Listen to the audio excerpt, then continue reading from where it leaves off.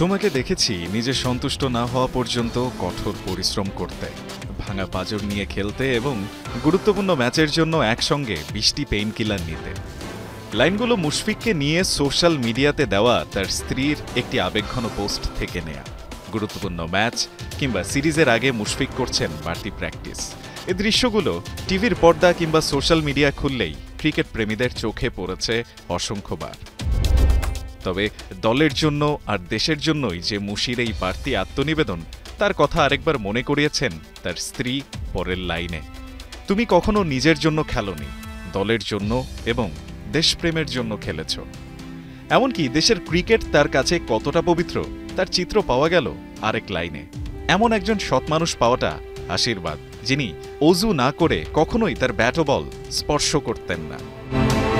3 format মিলিয়ে দেশের ক্রিকেটের সর্বোচ্চ রান করা মুশফিকের এমন পর্দার পেছনের গল্পগুলো কম বেশি অনেকেই জানেন।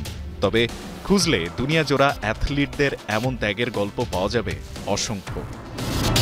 পরে অবশ্য এ পোস্ট ডিলিট করে দিয়েছেন মুশফিকের স্ত্রী। রায়ন আহমেদ, ৭১।